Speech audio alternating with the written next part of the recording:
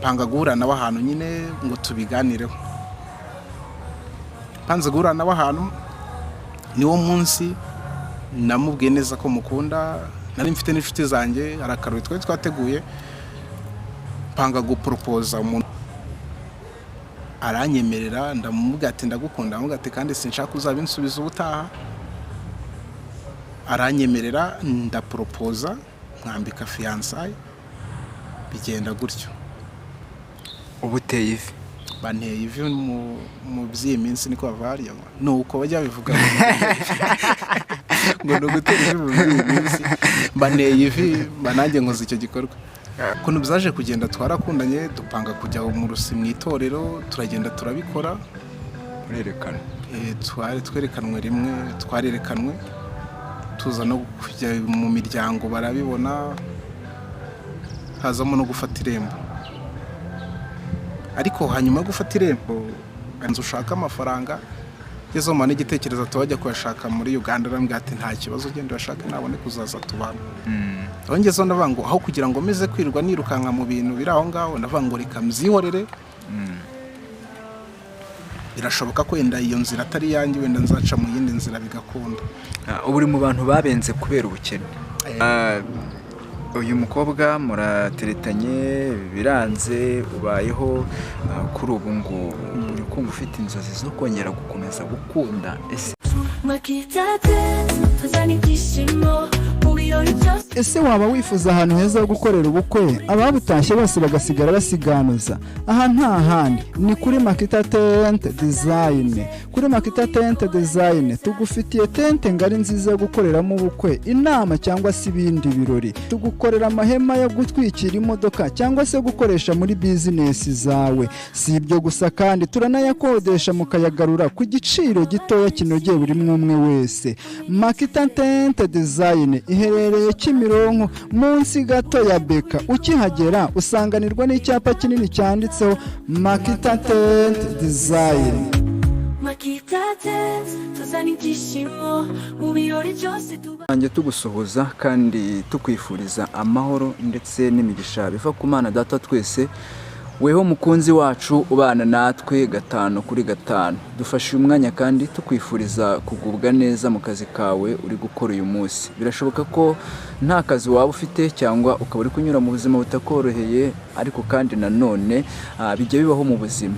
Ariko nanone dufashe umwanya tukwifuriza gura no kuko kwiza kw'Imana kugira ngo iguhindure amateka, ubuzima bwawe burushe kugenda bumererwa neza cyane. Nge wumva ndi Ngobo Kamere ya Muteo, nguhaye ikaze mu kiganiro. Ntago ndi njyenyine, ndi kumwe n'umutumirwa, tugiriwe mugisha n'Imana, tugirirwa ubuntu bugeretse ku bundi kuba yemeye kuganira natwe. Reka rero tumusabe atangire yibwira abadukurikiye kugira ngo twinjirane mu kiganiro mwamaze kumumenya neza. Yesu ashimwe cyane, turanezerewe, tunezerewe Imana yidutiye iteka ko tubana muri aya masaha. Mazina yanjye nk'ibisanzwe nitwa Evangeliste Mugema Dieudonné, abandi umusore, nkaba nishimiye kubana namwe muri aya masaha. Imana ikomeze kubana natwe. Dieudonné, umeze neza? Meze neza, ndashima Imana, nta kibazo. Nta kibazo. No kureba mu maso arabona ukeye, umeze neza, ushima Imana. Nshatse navuga ngo uri mu mavuta. Murakoze cyane. Murakoze cyane. Nyemerera mbere ko twinjira mu kiganiro wenda banzu turageze Imana. Nta kibazo, kaduca bugufi dusenga Imana. Turagushimiye Data kubw'umwana wawe meye gutanga, tugushimiye kubw'izina ryawe ryiza, urerura kiranuka, uri hejuru y'isi n'ijuru, uri hejuru y'abana b'abantu, uri hejuru y'ubwenge bwose, uri hejuru y'imbaraga zose. Mwami, ubutware bwose n'ubwawe, turabizi ko ari we waduhaye kubaho, turabizi ko ari we utumye duhagarara hano. Nyemerera Mwami Yesu Kristo, ndi imbere y'ubwoko bwawe, ntavuga iby'ubupfapfa, ahubwo mvuge nk'uko Uwiteka Nyiringabo Imana yacu wabigambiriye, kandi uko ijambo ryawe ribidutegeka ariko tugenda. Ndabizi ko kubw'izina ryawe Data hari icyo wagambiriye ku buzima bwacu. Mwami Imana yacu, tweretse bene Data bazakurikira ubu butumwa, reka Uwiteka Mwami Yesu buzabera ubutumwa bw'ingirakamaro, reka buzabashe kubaka abari basenyutse, kandi buzabashe gukomeza benshi, kandi buri muntu wese uzatera intambwe akurikira iyi cano. Mwami Imana yacu, uzamumugisha. Tugushimiye ko utangiranye natwe kandi urasuzanya natwe, mu izina ryawe Yesu, amen. Dieudonné, mu rugo ni iwacu kavukire ni Igicumbi mu majyaruguru y'u Rwanda, ariko ubu saa izi ngizi ndimo ndabarizwa hano Kibagabaga muri Kigali. Ahangaha rero tumenyere kwakira abakozi b'Imana, abavugabutumwa, abahanuzi, abatanga buhamya bw'iby'Imana yakoze. Weho muri ibyo byiciro uje mu kihe cyiciro? Hano naza mu cyiciro cy'ubuhamya, ariko mu buzima busanzwe ndi umuvugabutumwa. Nanjye nkaba mfite YouTube channel nyuzaho ubutumwa bwiza bwa Yesu Kristo, ariko uyu munsi nifuje ko twaganira ku buhamya mfite muri iyi minsi. Murakoze. Abadukurikiye rero bashobora guhita bibaza, ese iyo YouTube channel yawe ni iyihe? YouTube channel yanjye rero yitwa Uwarokowe TV. Uwarokowe TV. YouTube yanjye channel niyo nkoresha. Ni iyihe mpamvu wahisemo gukoresha iri zina? Impamvu nahisemo gukoresha Uwarokowe TV, hari igihe ukurira mu buzima wareba inzira nyinshi wanyuzemo, ibyanyuzemo byinshi byari buguhitane, mbese ugasanga hari byinshi waciyemo byari bugutwara ubuzima, ukavuga ati kubera ko narokotse cyangwa se hari uwangiriye ubuntu akamenya izina akampa ubuzima, ukavuga ati kamitemo kuvuga ngo hari uwatumye ndokoka. Ndavuga ngo icyaba cyiza nuko navuga ngo hari impamvu yo kurokoka kwanjye, kandi iyo mpamvu nta yindi ni Yesu. Muri make ushimye Kristo Yesu wakurokoye? Yanshimye Imana ko ahantu yankuye ntabwo byari byoroshye, bwari ubuzima butoroshye, ariko Imana yarahabaye. Bisitaza byari byinshi, ariko ibyo byose yarabiturengeje. Iyo uvuze ngo ahantu Imana yankuye ntabwo hari horoshye, ushatse kuvuga iki? Bivuze ngo ushobora gukurira mu buzima busa nkaho budafite ishusho, cyangwa se ubuzima busa nkaho butagaragara, ariko Imana ikaza kurema ishusho cyangwa se ikaza gutanga umucyo. Bivuze ngo twakuriye mu mwijima, ariko tugirirwa ubuntu n'inyangamugayo. Iravuga ati nubwo nawe uri mubi, natanze igiciro cy'amaraso yanjye, nawe waza mu banjye. Rero aho abantu batankuye, aho ngaho ni Imana yankuye. Aho abantu banjugunye ni Imana yantoraguye. Uri kugenda usa n'ubica ku ruhande, aho Imana yankuye, aho abantu banjugunye, aho nabonaga, aho hantu ni hehe? Mbese nakuriye mu buzima butandukanye, ufite ubuhamya bwinshi cyane. Harimo gukura ufite umubyeyi umwe wenda ubuzima bugoye, ugakura mu buzima busa nk'ubusa. Harimo kuba narakuriye mu kuranywa inzoga, kuva mu myaka igera muri 5 niba atari 6 nanywaga inzoga. Mbese ukazamuka kugera mu myaka 20 nta muntu n'umwe wigeze angira inama yo kubivaho, ariko Yesu angeze aravuga ati mwana wanjye, iyi nzira urimo uracamo ntabwo ari inzira nziza, wayoboka iyi nzira, niyo nzira y'umucyo. Hanyuma uwakubona arabona uri umusore mwiza, ntanabura kuvuga yuko akurebye mu gihagararo yavuga ati uyu musore yakuze neza, yariye neza, yabaye ushobora gusanga yaravukiye mu gikoma cyavuka. Ubundi weho tunyuremo muri make, ubuzima bwawe wakuriyemo n'ubuzima bwari bufitiye formire? Urebye ubuzima hari ibice byinshi cyane, ni inkuru nyinshi cyane, sinzi niba nabicamo ko ni ubuhamya bwinshi, nta ruhande ntagiramo ubuhamya. Buri ruhande rwose ahubwo wamaza ngo wambwira ahantu nshaka kumubwira ko buri buzima bwose, yaba ubuzima bwo muri iyi si, yaba gukura nabi, yaba mu buryo bw'ibyaha, yaba mu buryo bwo gukizwa uko nasanze bimeze, yaba mu buryo nisanze muri Kigali, yaba n'uburyo najemo. Ejo bundi nigeze kumva radio numva baravuga ngo ingingo z'ingenzi. Ingingo z'ingenzi zitazikwereka amakuru muri buze kumva. Ndagira ngo tubibwire ingingo z'ingenzi dite twumva amakuru turi buze kumva uyu munsi kuri wowe. Rero muri makeya nakuriye mu bana 3 n'umubyeyi umwe. Papa yapfuye mfite amezi 6 ntago muzi. Yego. Ariko muri make nakuze iwacu mbere yuko apfa bari bafite amafaranga, wabonaga iwacu asa nk'akomeye, ariko hanyuma yuko apfuye birahinduka. Twisanga mu buzima bugoye, ubuzima bwo kubaho nabi, ubuzima bwo kwambara ubusa, twisanga ubuzima bwo kurya ibiryo byo mu muhanda, twisanga ubuzima bwo kwambara imyenda mu muhanda. Rero kuzamuka gukura nisanga nkuriye mu nzoga zisa nkaho ari zo nashyiraga imbere cyane. Ndeka ishuri kubera gukunda inzoga. Naretse ishuri ndi mu mwaka wa 5 ngiye kujya mu wa 6 primaire kubera gushaka amafaranga ukiri umwana ukeneye ubuzima, kwa ko ntibyari byoroshye.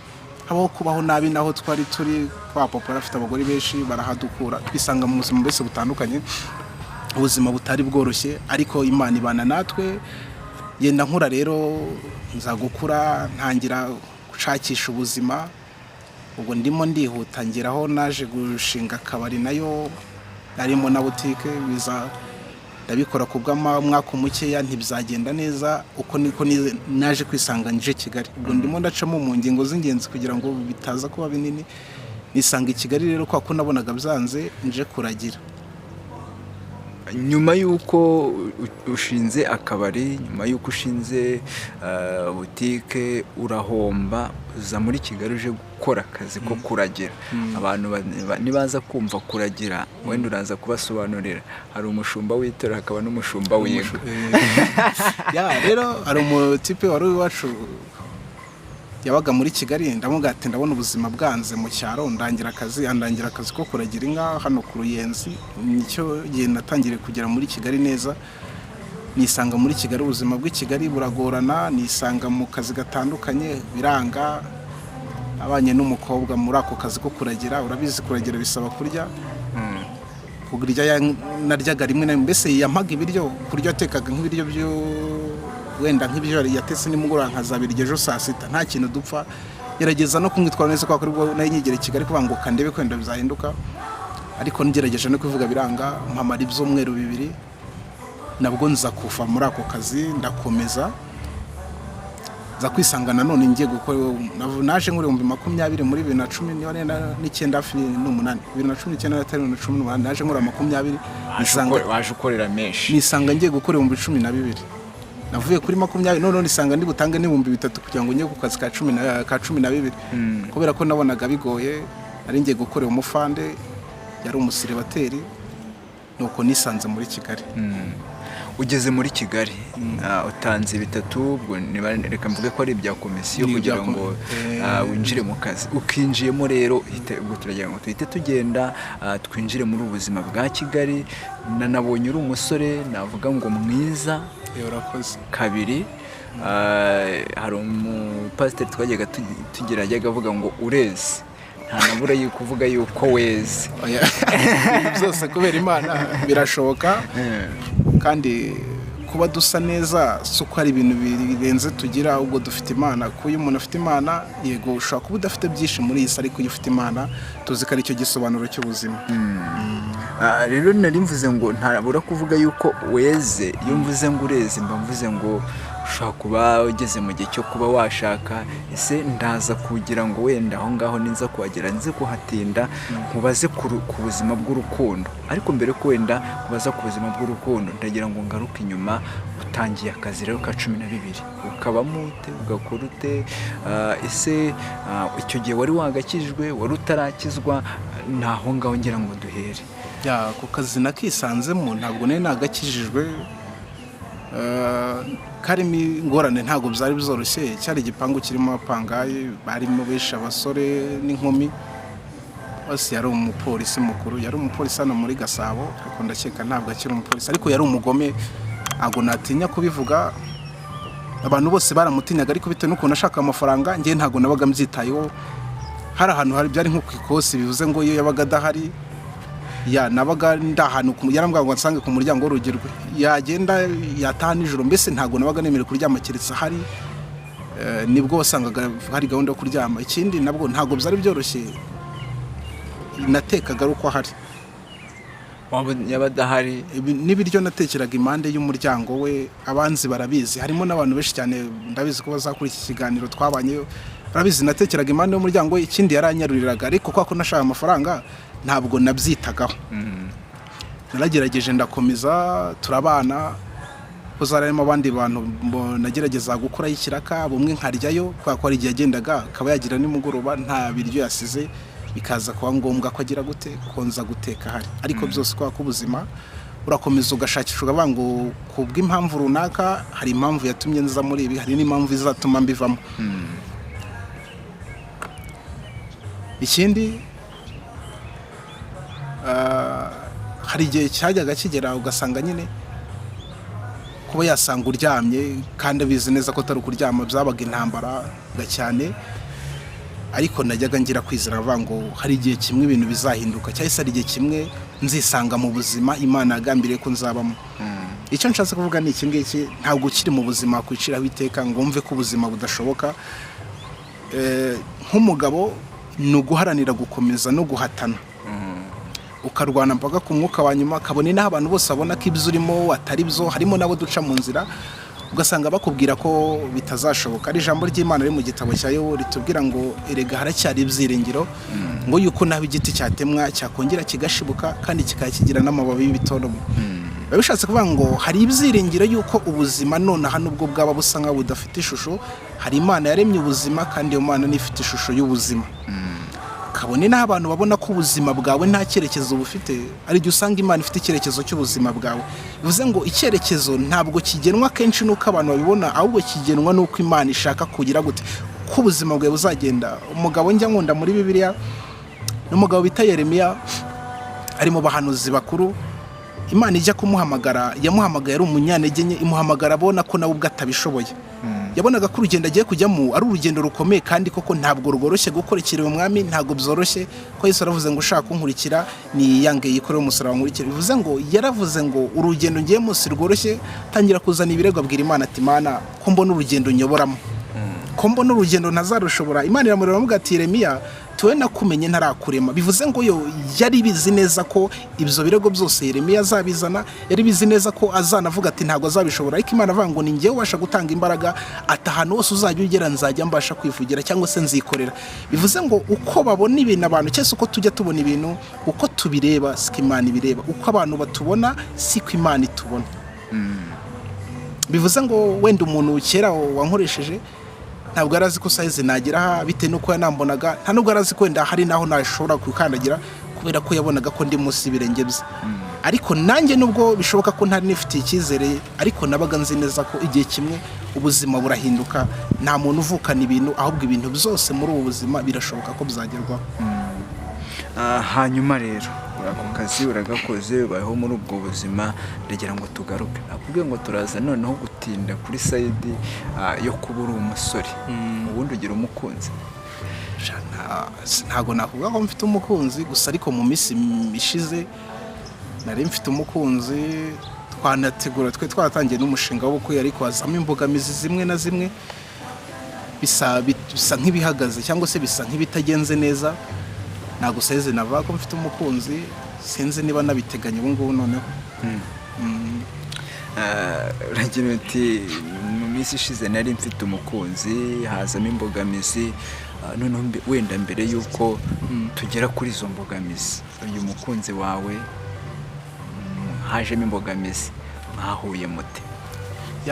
Uyu muntu twari tumaze iminsi dusa nkaho dukundana. Mwasaga ntabwo mwakundanaga? Twakundanaga, anamukundaga cyane. Ariko hari igihe ukunda umuntu nanone ugasanga nyine harimo ikindi kintu kimwe kijemo kigatuma ko urukundo wamukundaga ari imfabusa. Twahujwe n'umusore wari inshuti yanjye. Uwo musore twari inshuti cyane, twarasenganaga, twakoranye umurimo. Ariko ukuntu byatangiye, nahujwe nawe ambwira ko agiye kumuza n'umukobwa twakundana, bo bakundana, ariko uwo musore yarabimpishe. Rero bya bindi by'abasore, kubera ko ushaka kubona umukobwa ukabona uramwishimiye, nangira gutekereza kumukunda. Ukuntu byaje kugenda nza kwisanga mbibwiye umukobwa, turi ku murongo, turi kuganira, turi abasore bunge n'uwo musore n'uwo mukobwa, ariko umusore bisa nk'imubabaje. Rero navuga ati ubwo ndangije kuvuga n'umukobwa, ngimuganiriza umusore, navuga ati mbwiza ukuri ko mvuze ibintu ko umuntu mukunda ukababara kandi arambwiye ko mudakundana, bimeze bite? Aranyerera arambwira ngo barakundana, ariko arambwira ngo ntabwo arafata amakuru niba ari we bazabana. Ukuntu byaje kugenda, hanyuma ubwo ngubwo turabiganira, navuga ati rero ko ntaramukunda cyane, reka tumureke mukomezanye, njyewe mbyihorere, ndabareka. Hashize iminsi umusore nabwo aragaruka ambwira ati rero ko wamukundaga nawe ndabona narabuze amakuru, komeza ukundane nawe. Ubwo rero nuko byatangiye urukundo rwanjye nawe. Ariko nsubiye inyuma ho gatoya, ntarambwira umukobwa ko mukunda, twaje guhura mu butayu, ariko dujwe n'uwo musore tugiye gusenga, duhura bakundana, ariko nabwo sinabimenya byose, naje kubimenya nyuma. Nuko hanyuma nibwo byaje kugenda gutyo, umusore tubiganira gutyo, ndamumurekera, ariko araza kongera ambwira ati bitewe no ko nta makuru mufiteho katubyihorere wowe ukomezanye nawe. Nuko natangiye gukundana n'uwo mukobwa. Tutaragera kure, uwo munsi ubwira umukobwa yuko umukunda, we yagushubije yego, yarakubwiye ati reka ntekereze, yaraguhakaniye, byagenze gute? Igisubizo uwo munsi cyabaye ikihe? Twihuse uwo mukobwa mubwira ko mukunda byari kuri telefone, kwa ko twakunda gutera story, bizanahura abantu b'urubyiruko bakunda gutera story ariko zitashamaje, nyine story ushobora gutera umuntu mugaseka, agira ngo ni story ntiyabitindaho. Ariko nyuma amaze gutandukana n'uwo musore, kwa ko umusore avuga ati niba ushaka ko nge nkunda nawe mugerageze mubivemo, nkundane kuko ndamukunda. babivamo nanjye mita umukobwa avuga ati rero nubwo mutabirimo urabizi ko nakubwiye ko ngukunda kandi nari seriye, ntiyabyumva, panga guhura nawe ahantu nyine ngo tubiganireho. Panze guhura nawe ahantu, niwo munsi namubwiye neza ko mukunda, nari mfite n'inshuti zanjye, arakarori twari twateguye, panga guporopoza umuntu tutamaze igihe dukundana, ndavuga ati ibyo ari byo byose niba afite gahunda turakundana. Rero ndaza turamanza turaganira, aranyemerera, ndamubwira ati ndagukunda, ndamubwira ati kandi sinshaka uzabinsubiza ubutaha. Aranyemerera, ndaporopoza, mwambika fiançailles, bigenda gutyo. Ubuteye ivi? Banteye ivi mu by'iyi minsi niko bavariye, nuko bajya bivuga ngo nugutera ivi mu by'iyi minsi, banteye ivi, banange nkoze icyo gikorwa.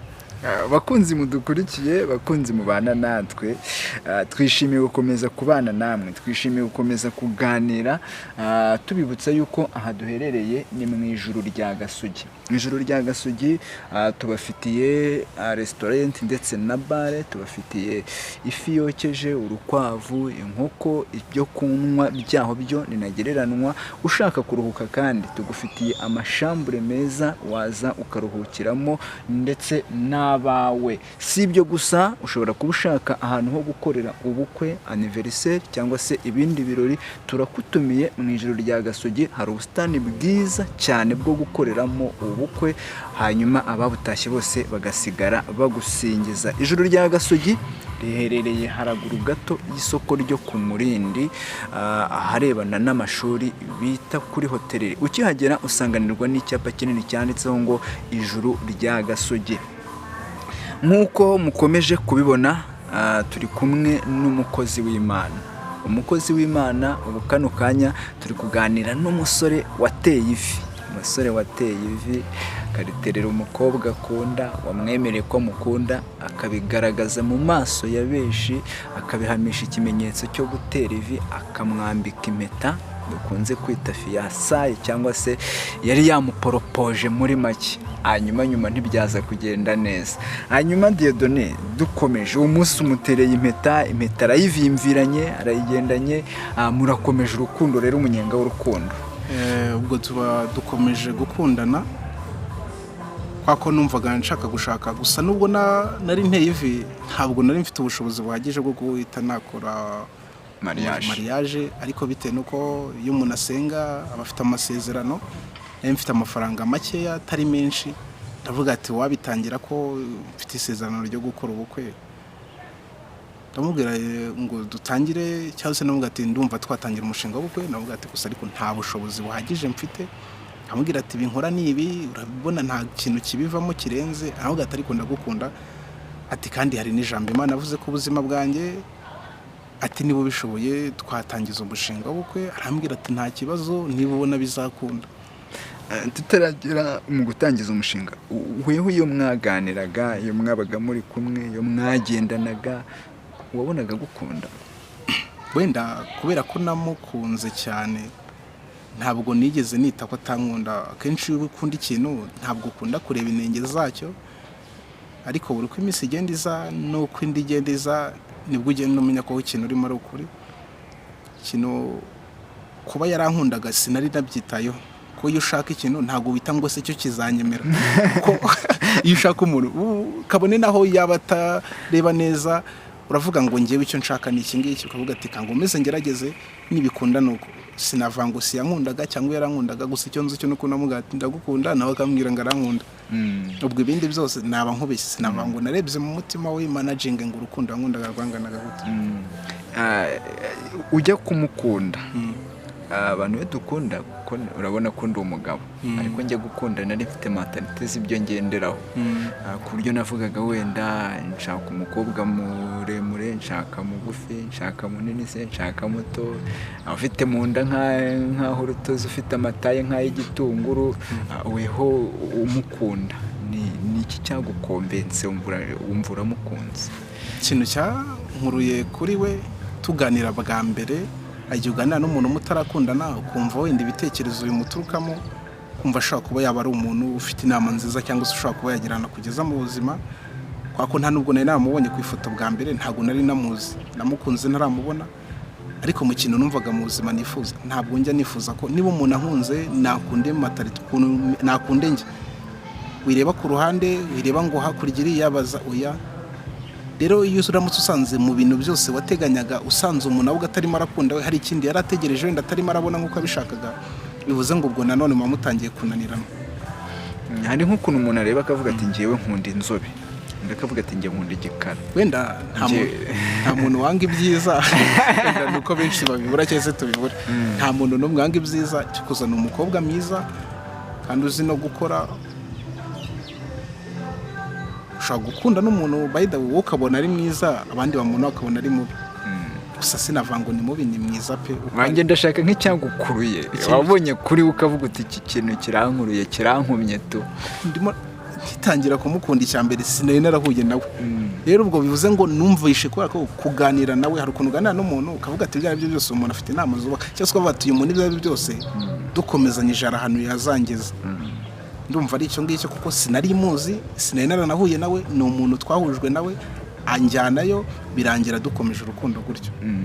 Hanyuma ukimubona urumva mukunze utaramubona, ariko noneho mubonye ni icyo wabonye kuri ukabona umukobwa witonda, cyangwa se namubonye nk'umukobwa yari mwiza pe.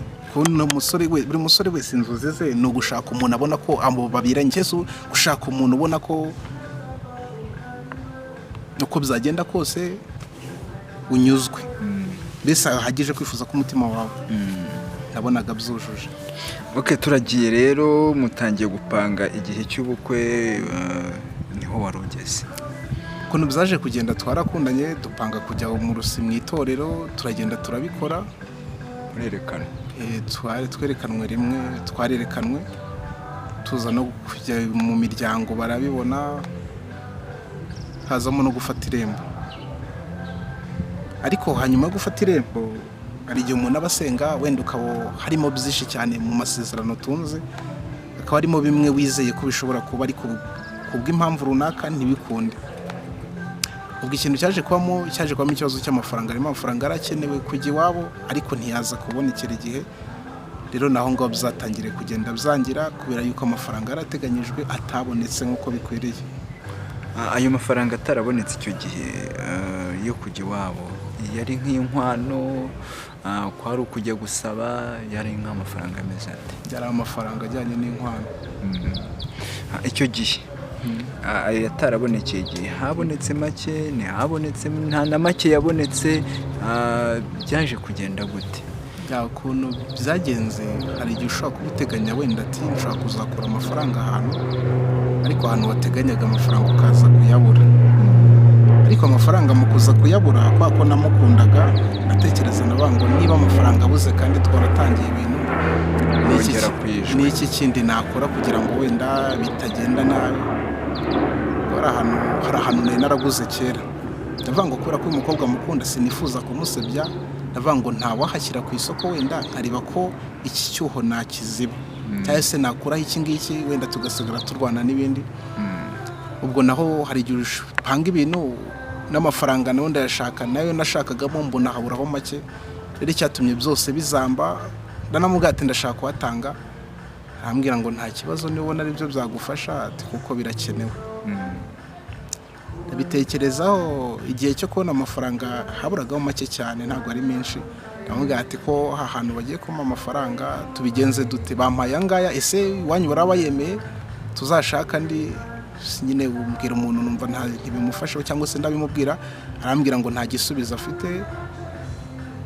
Nanjye ntekereje, hanyuma nimugoroba turongera ndamuhamagara, arambwira ngo arananiwe. Mu gitondo noneho muhamagaye numvishe asa nkaho nta gahunda afitemo, ndamubwira ati oke nta kibazo, aho nari ngiye gutanga. Ndavuga ati n'ubundi aho kugira ngo nshake ngurisha ibintu byanjye naguze, ntarigeze ngurisha ikintu cyanjye mu buzima, ndavuga ngo reka ibi mbyihorere, aho kugira ngo ushake urugo rushingiye kuba ugurisha ibyo wari utunze, katubyihorere, amafaranga naboneka tuzakora ubukwe cyangwa se tuzabisubukura. Aho nari ngiye gutanga mpihoreye gutyo, kubera yuko igihe utekereza ukavuga ngo ubundi ko ngiye gutanga y'inkwano, ubundi andiyo nakenerwa aravahe. Ndavuga ngo wenda yanga ko abonetse, ariko andi se naza azavahe. Ubwo nuko byagenze, dutangira gushwanira aho ngaho kuko amafaranga atabonetse, se bazabibona gute, se azavahe. Mbese tugezeho dusa nk'abananiranwa muri ubwo buryo, tubivamo. Ndavuga ati ariko nubwo amafaranga atarimo araboneka, twagerageza tugakora ibyoroshye. Akambwira turabizi ikirori ni ibintu byiza buri muntu wese yishimira, cyangwa se n'ibyo kwishimirwa. Ati reka amafaranga niyaboneka tuzakora ubukwe bwiza. Ati ntabwo twakora ubukwe hatarimo amafaranga, abantu bakambara neza, bakarya neza, amasare meza, wakwimanaginga ugasanga ntibikunda. Nuko byagenze. Hanyuma icyo gihe we umubwira uti ndi kumva wenda twakora uko ubushobozi bwacu bungana, wabonaga byakira gute? Kuko byanga bikunze iyo abantu mukundana, tuvuge umusore n'umukobwa, cyane cyane ko ubushobozi bwanyu mwembi muba mubusiranyeho, kuko ni ngombwa ko mububwizanya ukuri kugira ngo mutaza kubangamirana. Hanyuma umwereka ubushobozi bwawe, ukamwereka ko hari kubura make. Icyo gihe we uko wabibonaga, uko mwabiganiraga, wabonaga ababajwe nuko hari kubura ayo mafaranga, cyangwa n'ubundi wabonaga hatarimo gahunda yo kuba mwakora ubukwe? Ukuntu nshobora kuba narabibonaga, kuko iyo byageraga ku kibazo cy'amafaranga wasangaga ari byo ashize imbere. Avuga ati cyaba cyiza kugira ngo tubikore n'ubundi amafaranga ataraboneka, banza ushaka amafaranga. Yezo mane igitekerezo tubajya kuyashaka muri Uganda, arambwira ati nta kibazo, ugenda urashaka naboneka uzaza tubana. Aho ngezeho ndavuga ngo aho kugira ngo meze kwirwa nirukanka mu bintu biri aho ngaho, ndavuga ngo reka mbyihorere. Birashoboka ko wenda iyo nzira atari yanjye, wenda nzaca mu yindi nzira bigakunda. Uri mu bantu babenze kubera ubukene? Undi mu bantu bakubiswe, ubundi umupfagabo niko bavuga arya. Umupfagabo no wayashatse bagatandukana. Ese ko n'ubundi utangiye ibintu bikagera mu rwego rusa nkaho rwari rushaka kugera hejuru, umuntu bikanga, n'ubundi ntaho biba bitaniye no kupfaka yuhagaze. Byose ni kimwe. Ubu baguteye akadobo? Ya, wenda ntabwo twavuga ngo yanteye indobo, we yarambwiye ngo ndakwanze. Ahubwo ari usanga hari umuririmbyi uvuze ngo urimo uransaba ibihenze ntarasiza n'ikibanza. Ari usanga ibintu umuntu arimo aragusaba ubushobozi gusaba utarabushyikira, akaba ati byaba byiza akatubihagarike aho kugira ngo bizagere kure. Ndagira ngo wenda ngaruka, wenda ntibyaba ari ingaruka z'uko wipashije muremure ugakunda uwo mutari mu kigero kimwe. Sinzi wenda kwipasa muremure ushatse kubwira icyo ari cyo. Hari igihe umwana aba ari uwo mu gikoma cy'avoka, weho rero uri uwo guhanura avoka, urumva ntaho muba muhuriye. None se ari uwahanuye avoka, mbese ari uwahanuye avoka wayikuye mu giti, nayo itakwihanura. Uratuvugisha ukuri, igifite agaciro n'iki? Ni avoka iri mu giti itazagwa, cyangwa n'uwagiye kwikura akayizana bakayirya? Hanyuma rero burya uhanura avoka ashaka kuyirya, ariko urya avoka ntashaka kuyihanura, ashaka avoka. Mbese uhanura avoka si urya avoka? Cyangwa se uhanura avoka aba ashaka umuntu uyirya, ariko urya avoka ntabwo aba ashaka kuyihanura, ahubwo ashaka avoka nyirizina. Kubera iki se utayihanura ukajya no kuyirya? Kubera iki utayihanura ukajya no kuyirya? Wenda nabyo birashoboka. Ni umukobwa mwiza pe, kandi n'umukozi wenda niwabo ntabwo wavuga ko bari hasi, ariko nanone management y'urukundo ntabwo njya mbara ngo uyu muntu ni mwiza cyane no kwa runaka. Iyo nkunze umuntu ndabimubwira, byakunda bigakunda, bizakwanga bikanga. Aho kugira ngo wowe ukunde ikintu cyihore kukibwira utazi uko gitekereza, wamubwira ati ndagukunda, yaza mugakomeza, atanaza bikarorera. nshuhuje umuntu mu gitondo twaganire ku by'urukundo, wagira ngo uyu munsi nandi bukoreshe ikiganiro ku rukundo.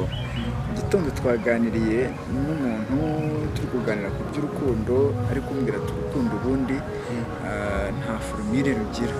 Yari kuvuga ati ubundi mutekereza ko twebwe n'uwo igitsina gore, ndanamushuhuje kuvuga ati mutekereza yuko tudakunda, ati ariko turakunda.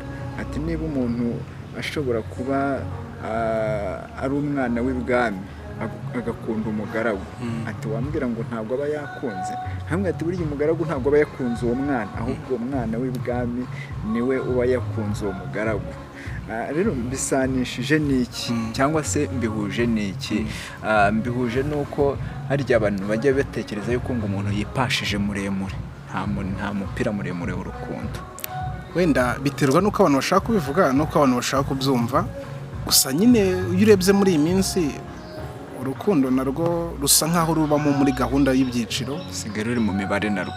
Harimo no kubwira ko agukundira ukuri, ariko bitewe n'icyo yari akwiteze wenda yakubonagamo akaba atakibonye, wenda atakiboneye akabihindura. Ariko muri gahunda ihari ntabwo nakunda umuntu ngo ntinye kubimubwira, mbona ko ari ngombwa yaza akaza ataza akarora. Wenda ikosa riba ryarabayeho ni ugukunda ubizi neza ko ukunze ashobora kuba ari hejuru, ahubwo icyaba cyiza nuko yakaba ari wagukunda.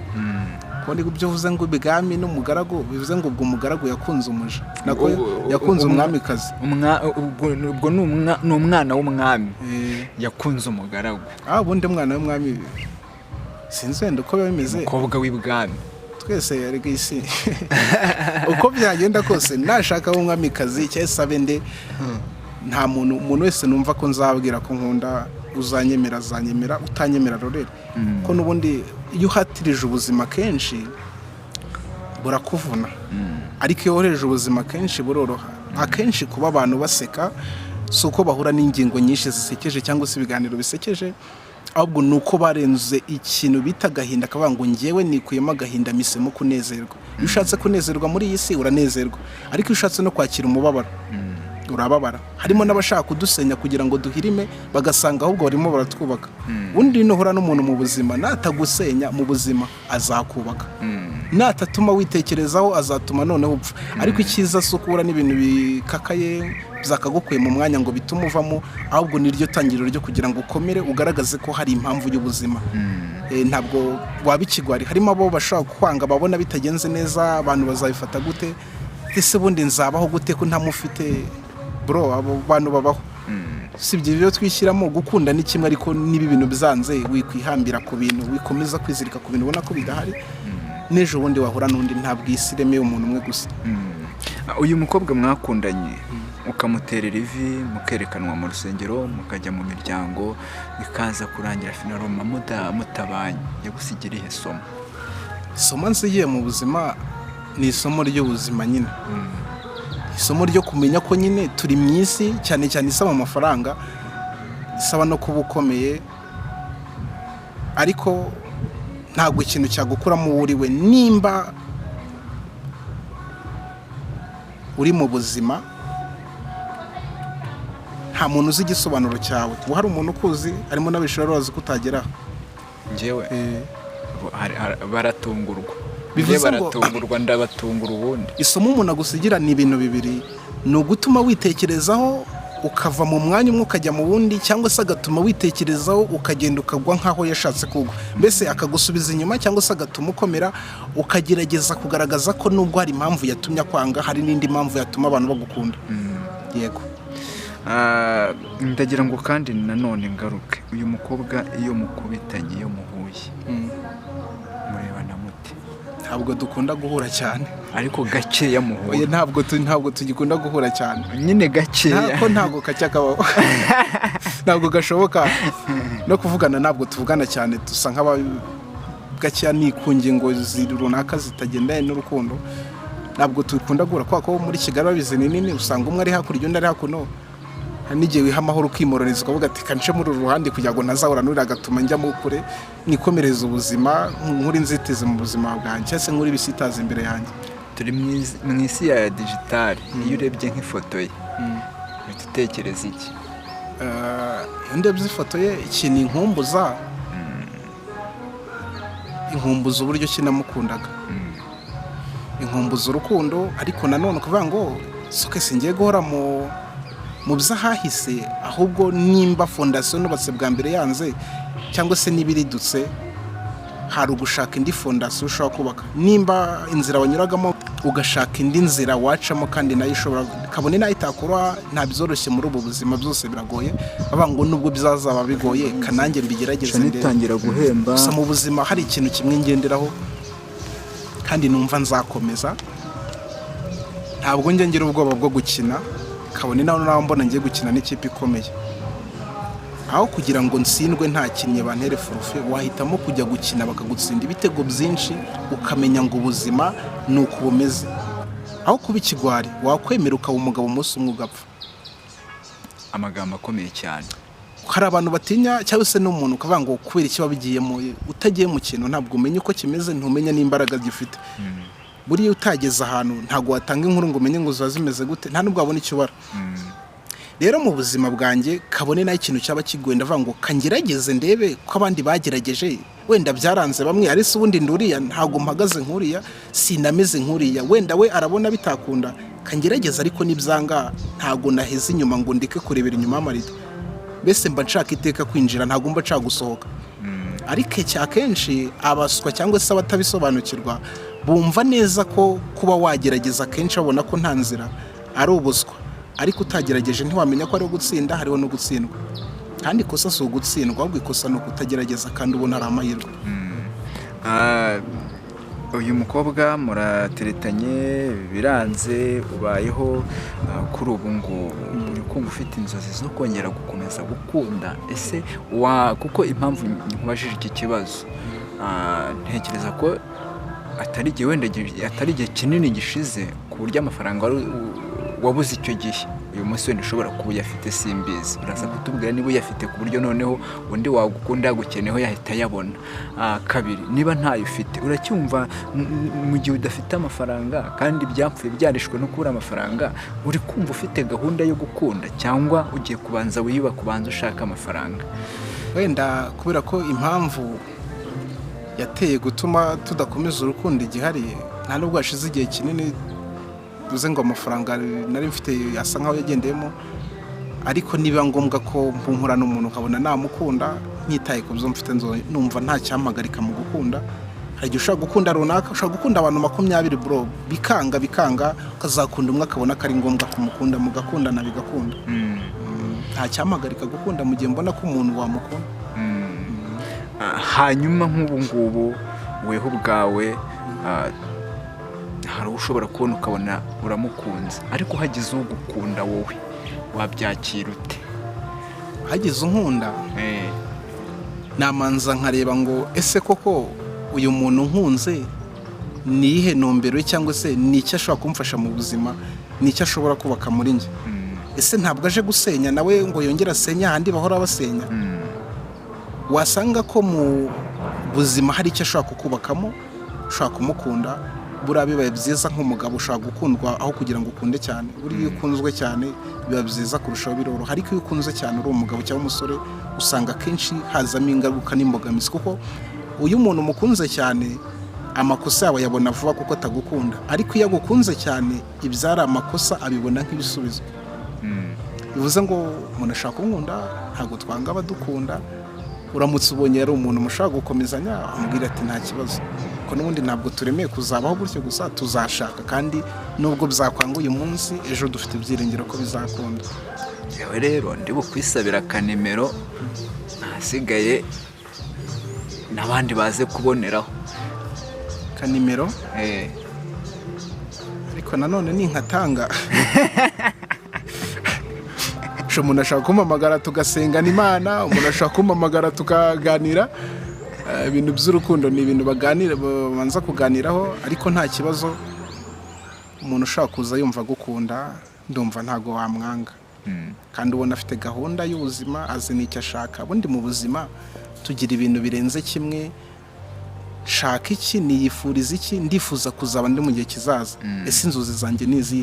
Uramutse usanze umuntu ajyanye n'inzozi zawe kandi nakabona ko mwamanagingana bigakunda, nta cyatuma mutabana. Tanga nimero wakino, niko Garase yavuze. uzi aho umuntu azaturuka. Ya rero nimero nkoresha sinabaye MTN buriya iri kuri WhatsApp. Yari MTN nayo muzi iminsi nakoresha akaba ariyo ni 0782 32 8754. Iri kuri WhatsApp. Iri kuri WhatsApp. Okay.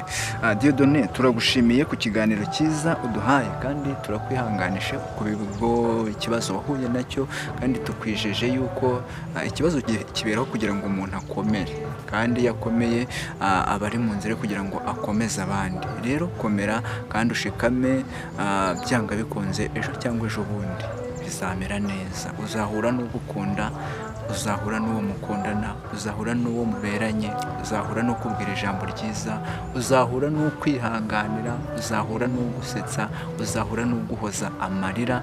Muri make uzahura no kwibagiza ibyabaye. Rero ndagushimiye ku kiganiro cyiza uduhaye. Reka nkubwire ngo nawe wari udukurikiye ibiganiro byacu byo nakagaruka. Shalom shalom. Abasenga ndumva dusoza n'ubundi wadusoreza senga Imana. Turongeye turagushimiye data, tugushimiye kuri Imana nziza, tugushimiye ko dushize mu ishuri ngo twige. Mwami turabizi neza ko wigisha iteka umuha ubumenyi budasanzwe kuko rero ubumenyi iyi si nta na kimwe duhura nacyo kitari mu gisobanuro cy'ubuzima. Nta nzira n'imwe umuntu acamo utazi ko azacamo. Nkushimiye ko wemeye ko ubuzima tubamo kandi nkushimiye ku bw'ubuzima bukomeye waduhaye. Tugushimiye ku bwa bene data bakurikiye ubu butumwa. Mwami birashoboka ko nabo harimo benshi bari mu nzira nk'iyo ndimo. Mwami niwe gisobanuro cyo kubasobanurira uburyo kibagenda muri uru rugendo. Nkushimiye kandi kudahemuka. Umwana w'umuntu yahemuka ariko we witwa inyangamugayo ntujye uhemuka. Ni benshi twizeye baradutenguha. Mwami Imana yacu ariko we ntujye udutenguha, niwe Mana igihorana natwe. Turagushimira data, komeza kwana na buri muntu wese kandi umuntu wese uzumva iki kiganiro uzamumugisha kandi uzamukomeze. Abatabashije Mwami Imana yacu gukomera uzabakomeze kuko ari ukomeza abadakomeye. Kandi tukweretse bene data bose barushye kandi tukwerekana bene data bari mu ngeso mbi, bari mu byaha, bari mu busambanyi, abari mu ngeso zose Mwami zitaguhesha icyubahiro, abo tubashyize mu biganza byawe. Abari mu butinganyi nabo Mwami Imana turabakoretse. Tukweretse buri muntu wese mu ruhande rwe. Reka imbaraga zawe mugoteshe imbaraga z'umwuka wera kandi ukomeze kubana n'umwene data umushyikire muri byose uhereye none ukageza iteka ryose ni mu izina rya Yesu. Amen. Amen. Amen. Amen. Amen.